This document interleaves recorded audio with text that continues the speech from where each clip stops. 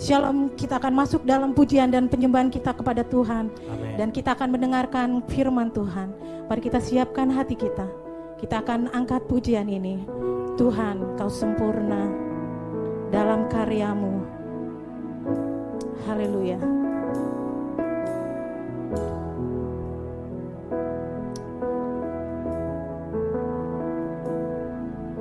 Tuhan, Kau sempurna dalam rencanamu dan karyamu. Ku serahkan hidupku, murnikan dengan roh-Mu. Tuhan, Kau sempurna dalam rencanamu dan karyamu. Ku serahkan hidupku, murnikan dengan roh-Mu. Hidupku menggenapi firman-Mu, tanda mujizat sertai tiap langkahku. Kau bersamaku di dalamku, jadi bukti kebesaran-Mu. Kita akan angkat pujian ini. Tuhan, Kau sempurna. Tuhan, Kau sempurna dalam rencanamu dan karyamu. Ku serahkan hidupku, murnikan dengan roh-Mu. Tuhan, Kau sempurna dalam rencanamu dan karyamu. Ku serahkan hidupku, murnikan dengan roh-Mu. Hidupku menggenapi firman-Mu, tanda mujizat sertai tiap langkahku. Kau bersamaku di dalamku, jadi bukti kebesaran-Mu. Hidupku menggenapi firman-Mu,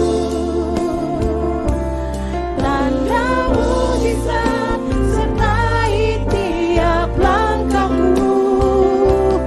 Kau bersamaku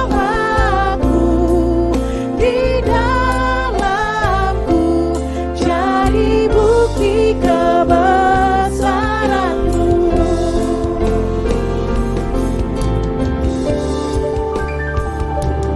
Hidupku menggenapi firman-Mu, tanda mujizat sertai tiap langkahku. Kau bersamaku di dalamku, jadi bukti kebesaran-Mu. Kami persilakan hambanya. Hidupku menggenapi firman-Mu, tanda mujizat sertai tiap langkahku. Kau bersamaku di dalamku, jadi bukti kebesaran-Mu. Jadi bukti, jadi kebesaran-Mu.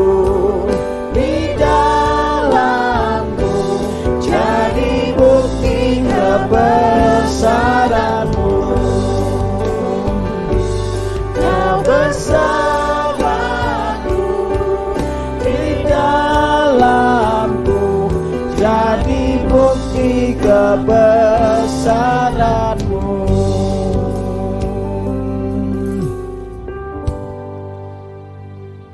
Salam Bapak Ibu Saudara, kembali kita akan masuk dalam pemberitaan firman Tuhan, dan sebelum kita mendengarkan firman Tuhan, hari ini saya akan mengajak kita semua berdoa.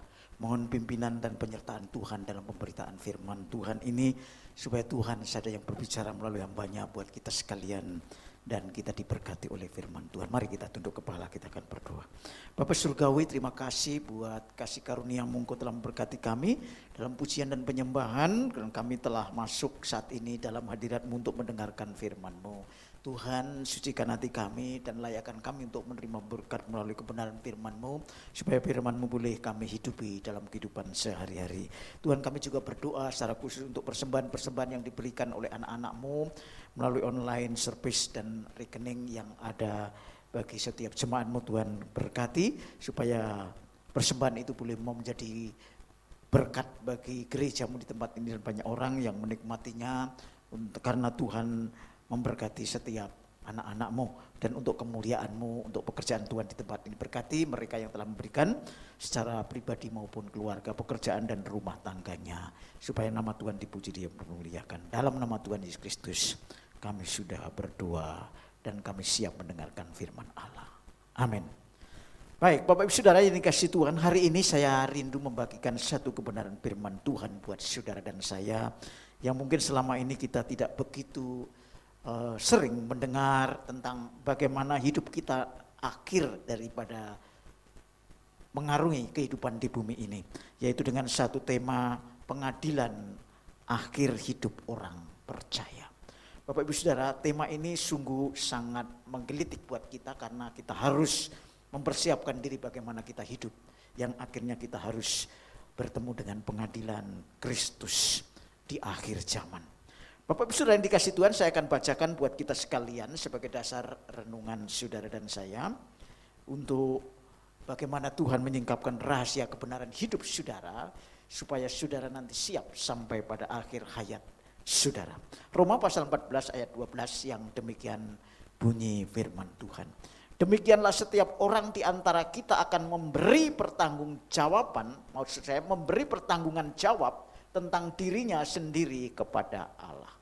Bapak Ibu Saudara, Paulus berkata kepada jemaat di Roma melalui suratnya dalam Roma pasal 14 ayat 12 ini, yang demikian bunyinya, demikianlah setiap orang, tidak terkecuali. Dan saya pikir ini juga bagi orang Kristen, karena ini surat untuk orang-orang Kristen di Roma. Di antara kita akan memberi pertanggungan jawab tentang dirinya sendiri kepada Allah. Saudara, apa artinya? Bahwa setiap orang yang hidup itu diberi pilihan. Dan pilihan itu adalah sikap kita untuk menentukan nasib saudara dan saya. Apakah saudara nanti akan menerima sesuatu yang baik atau sebaliknya. Dan itulah sebabnya sekalipun saudara dan saya telah diselamatkan oleh Tuhan karena anugerah dan iman, maka saudara tetap harus menjadi orang Kristen bertanggung jawab atas hidup saudara. Jangan merasa kita sudah menjadi orang yang ada dalam zona nyaman sehingga hidup kita menjadi lalai dan tidak disiplin dan tidak tertib bagaimana memaknai hidup kita, yang akhirnya kita harus menghadap tahta pengadilan Kristus. Saudara-saudara, di dalam 2 Korintus pasal 5, saya akan bacakan juga ayat yang serupa, ayat yang ke-10, 2 Korintus 5 ayat yang ke-10 buat saudara dan saya.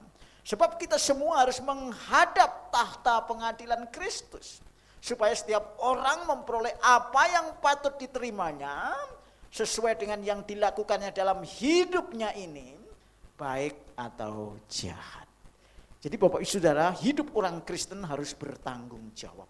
Dan ketika saudara dan saya sebagai anak Tuhan, sebagai anak Allah yang sudah ditebus menjadi anak-anaknya, saudara tidak bisa terlepas dari apa yang disebut tanggung jawab. Dan tanggung jawab itu sesuatu yang harus saudara jalani, saudara kerjakan, kita sama-sama lakukan di hadapan Tuhan. Seperti saudara bekerja di satu perusahaan atau di satu instansi yang akhirnya setiap waktu saudara dievaluasi. Saudara harus mempertanggungjawabkan pekerjaan saudara. Ada yang harian, ada yang mingguan, ada yang bulanan.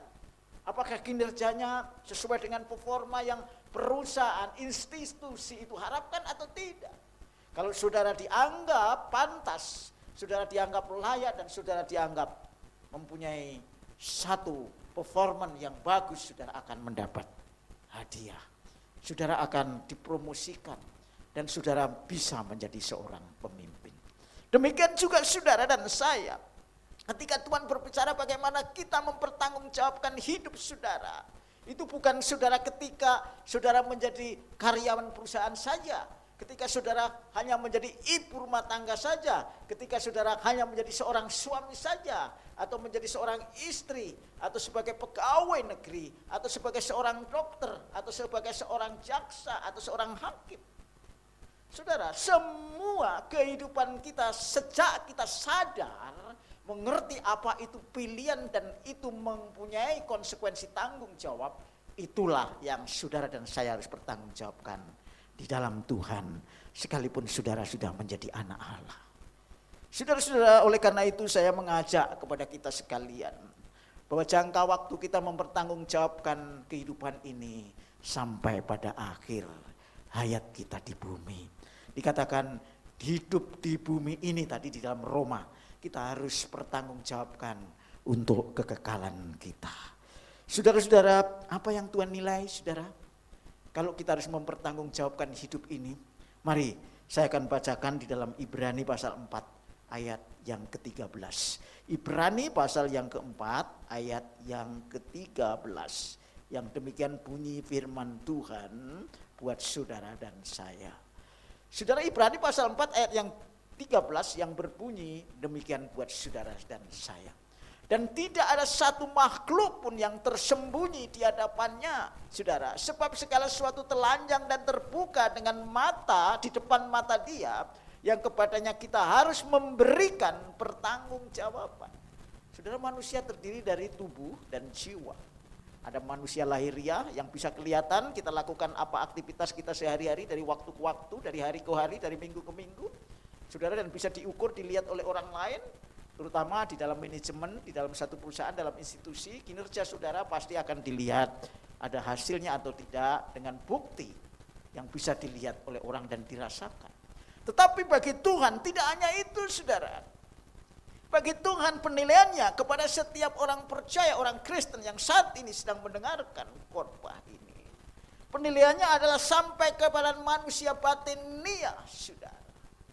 Dan motif daripada apa yang saudara kerjakan itulah bagian juga yang terpenting ketika Tuhan menilai saudara. Maka dari itu bukan setiap orang yang berseru Tuhan, Tuhan akan diselamatkan. Sekalipun dia mengklaim bahwa dia telah melakukannya demi nama Tuhan. Karena apa? Dia bisa melakukan penyembuhan, mujizat, dan sebagainya.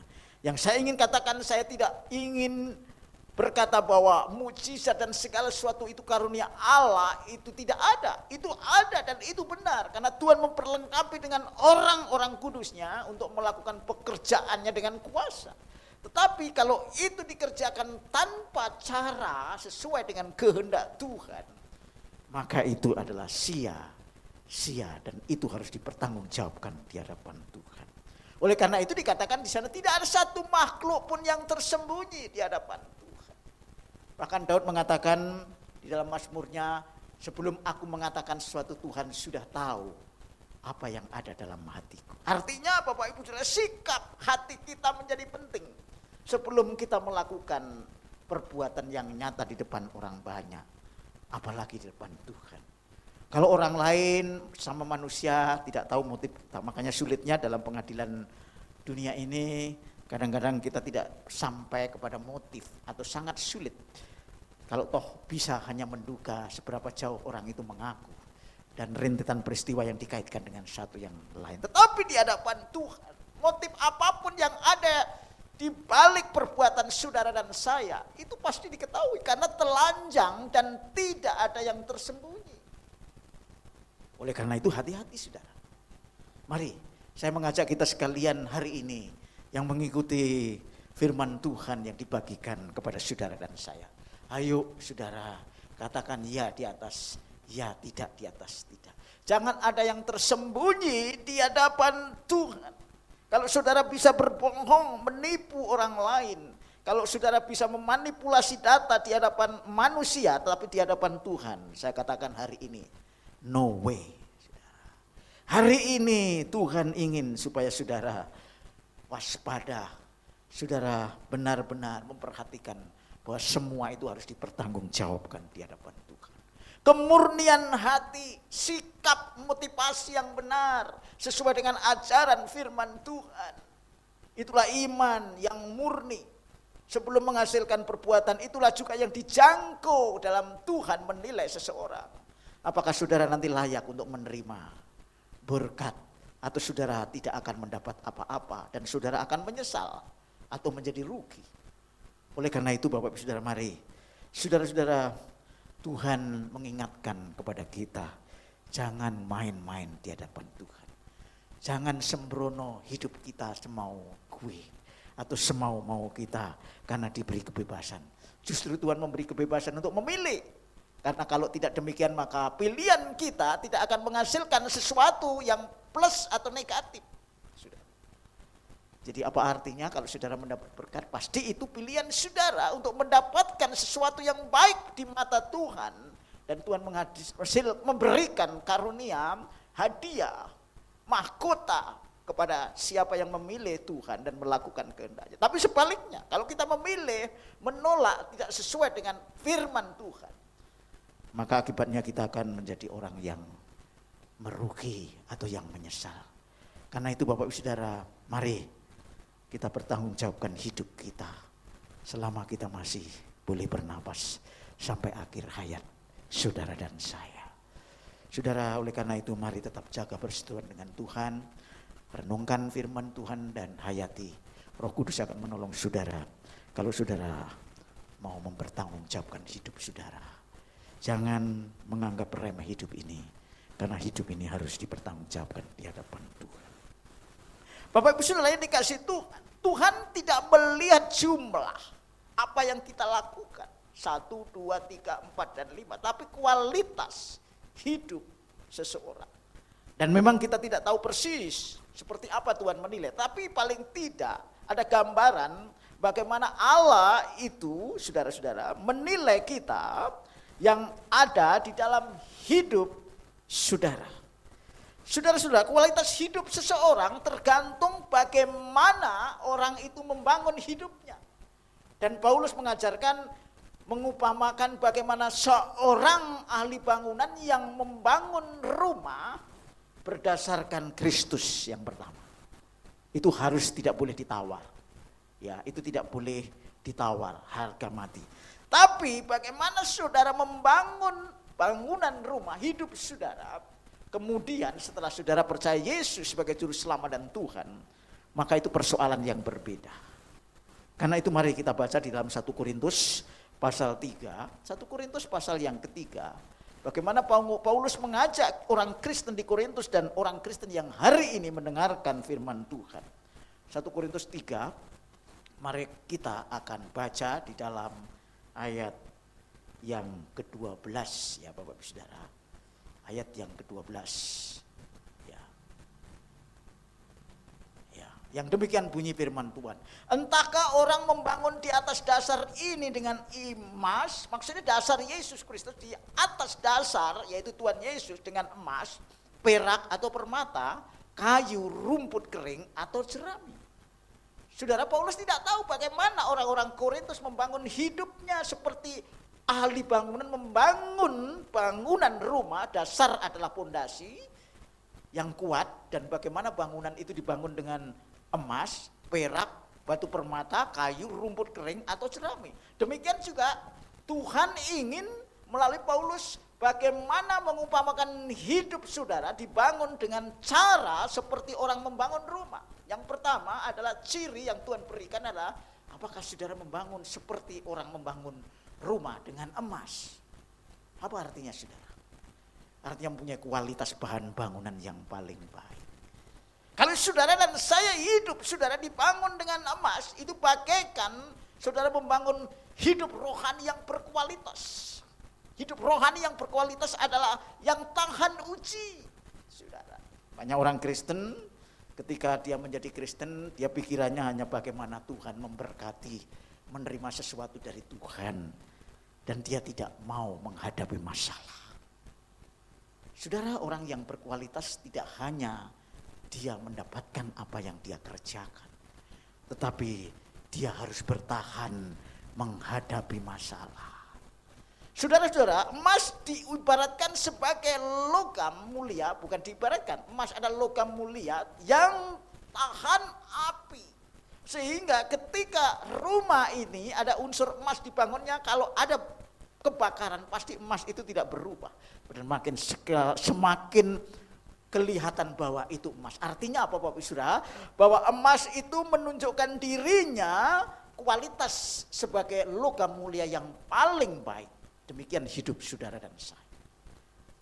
Saudara dan saya diminta oleh Tuhan, apakah saudara mau membangun diri seperti ahli bangunan membangun bangunan rumahnya dengan emas? Ayo saudara, kalau saudara menjadi orang percaya, mari Bapak Ibu Saudara, bangunlah hidup saudara seperti rumah yang dibangun dengan emas, mempunyai kualitas yang tahan uji, sehingga ketika ada masalah, ada badai, ada topan kehidupan yang melanda bagaikan api yang akan meruntuhkan, saudara tetap bertahan sebagai orang percaya. Sekali Yesus tetap Yesus, dan saudara tetap setia melayani, tidak mundur dari iman saudara. Karena itulah hidup orang yang Tuhan inginkan, dan itu tergantung dari saudara dan saya, yaitu pilihan. Makanya dikatakan ada emas, ada perak. Kalau saudaranya bangun dengan perak, mungkin tidak mulia seperti emas. Saudara, mengapa di dalam Olimpiade ada medali emas, perak, dan perunggu? Ini kualitas. Dari kualitas bagaimana dia bertanding, berlomba, sehingga orang yang mendapat kualitas terbaik itu adalah dapat medali emas. Demikian saudara dan saya. Hari ini Tuhan menyingkapkan buat saudara. Mari saudara, jangan membangun hidup saudara seperti orang membangun bangunan dari kayu bahannya. Apalagi dengan rumput kering, apalagi dengan jerami yang mudah terbakar, saudara. Saudara-saudara, kalau kita baca ayat ini sungguh sangat memberikan ingatan kepada kita. Maksud saya peringatan supaya saudara hati-hati. Sekali lagi, entahkah orang membangun di atas dasar ini, di atas dasar Tuhan Yesus, semua orang Kristen, dengan emas, perak, batu permata, kayu rumput, kering, atau jerami. Ayat 13 saya akan bacakan. Sekali kelak pekerjaan masing-masing orang akan nampak, karena ada api. Api itu adalah satu bahan uji untuk bahan yang dipakai untuk membangun hidup, yaitu pencobaan, masalah, persoalan hidup. Jadi Tuhan menyatakan hidup ini memang tidak mungkin tanpa persoalan. Tuhan izinkan karena dunia ini jahat. Dan itu sebagai bagian daripada proses kehidupan orang percaya untuk menjadi dewasa. Untuk menjadi tetap setia atau tidak tergantung kualitas saudara. Karena itu mari kita bangun iman saudara. Bangun iman kita. Bagaikan kita bangun dengan bahan dari emas.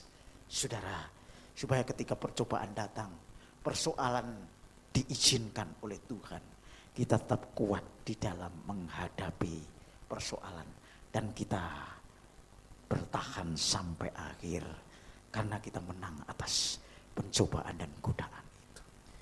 Saudara-saudara, banyak orang yang sudah lama pergi ke gereja atau mengikut Tuhan, katanya saya menjadi orang Kristen, sudah dibaptis, bahkan juga sudah melayani, tapi sedikit-sedikit kecewa, sedikit-sedikit ngambul atau marah, atau sedikit-sedikit mengeluh. Hanya persoalan yang tidak begitu berarti. Mungkin saudara berada di dalam kehidupan bagaimana saudara membangun hidup saudara. Mungkin bahan bangunan hidup saudara adalah dari kayu yang ketika kena api terbakar. Apalagi dengan rumput kering yang begitu cepat kena api dan musnah. Apalagi dengan jerami. Saudara, kalau saudara dan saya membangun dengan kayu, rumput kering atau jerami, maka saudara akan merugi. Saya akan bacakan di dalam ayat selanjutnya, saudara. Api adalah bahan uji untuk orang yang hidup di dalam Tuhan, apakah pekerjaannya itu dinyatakan tahan uji. Jika pekerjaan dibangun seorang tahan uji, artinya tidak termakan oleh api dan tidak hangus, ia akan mendapat upah. Itu adalah emas, perak, dan juga perunggu. Atau maksud saya bukan perunggu, batu permata, saudara.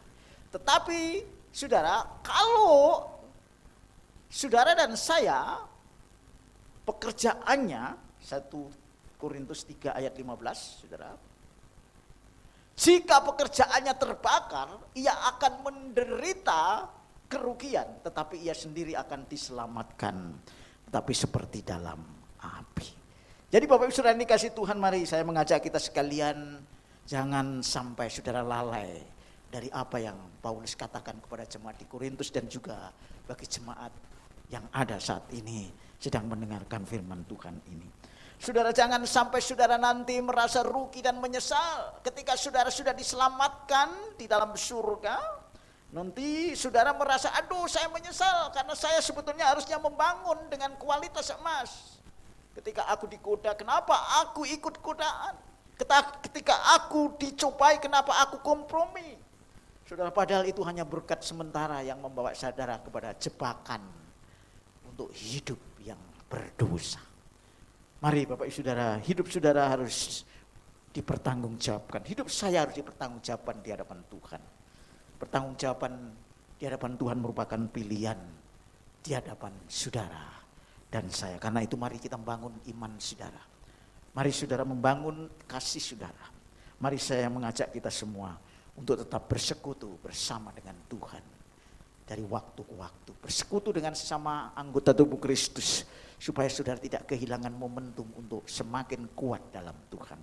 Terlebih saudara mendengarkan firman Tuhan hari ini, jangan saudara abaikan firman Tuhan ini. Mari saya mengajak kepada saudara, sebab kalau saudara membangun dari emas, perak ataupun batu permata, pasti saudara akan mendapat upah sesuai dengan kualitas iman saudara. Tapi kalau saudara dan saya bangun bagaikan seorang bangun kayu, rumput kering ataupun jerami, berarti iman saudara adalah iman yang rapuh, iman yang mudah jatuh, iman yang tidak akan mendapatkan sesuatu upah dari Tuhan. Bapak Ibu Saudara yang dikasih Tuhan, saya ingin mengingatkan kita sekalian pada hari ini, supaya ketika menjadi orang Kristen tidak cukup hanya saudara telah diselamatkan, tapi saudara harus hidup berkualitas. Dengan hidup berkualitas saudara akan mempertanggungjawabkan hidup saudara di hadapan Tuhan pada akhir zaman, di hadapan tahta Kristus yang sesungguhnya telah dinyatakan buat saudara dan saya. Saya mengajak kita sekalian, mari kita perhatikan firman Tuhan ini, dan sungguh-sungguh saudara jangan hanya berpikir untuk mendapat berkat-berkat yang sementara saja, yang kadang-kadang menjadi jebakan buat saudara dan saya untuk hidup tidak benar dan tidak disiplin di hadapan Tuhan. Mari kita perhatikan dan kita renungkan firman Tuhan. Kiranya firman Tuhan ini memberkati saudara dan saya, bahwa saudara dan saya harus mempertanggungjawabkan hidup saudara di hadapan tahta pengadilan Kristus. Firman Tuhan memberkati saudara dan saya. Haleluya. Amin. Mari Bapak Ibu Saudara, saya ajak kita semua berdoa untuk firman-Nya buat kita sekalian. Bapak Surgawi, terima kasih buat firman-Mu yang telah Kau nyatakan buat kami sekalian melalui hamba-Mu. Kami rindu bahwa kami satu kali kelak akan mempertanggungjawabkan kehidupan kami pribadi lepas pribadi kepada Kristus sebagai hakim dan sebagai Tuhan di hadapan kami. Oleh karena itu kami rindu supaya firman-Mu mengingatkan kepada kami untuk hidup semakin kudus, semakin suci dan semakin rindu Tuhan. Kita takut akan Engkau dan sungguh menjalani kehendak Tuhan. Mari Roh Kudus pimpin kami, kuatkan kami, ajar kami untuk hidup berkemenangan atas segala kuasa-kuasa, roh-roh jahat, penggoda dan juga pencobaan yang sekalipun Tuhan izinkan kami percaya itu untuk membentuk kami supaya kami hidup di dalam Kristus dan kami menang atas mereka. Terima kasih Bapa, berkati jemaat-Mu, berkati kami semua yang telah mengikuti acara ini dalam ibadah pada pagi hari ini sampai pada selesainya. Terpujilah namamu, dalam nama Tuhan Yesus Kristus kami sudah berdoa dan mengucap syukur. Haleluya. Amin. Baik Bapak Ibu Saudara, kita akan mendengarkan beberapa pengumuman yang akan disampaikan melalui multimedia GPI Sigma.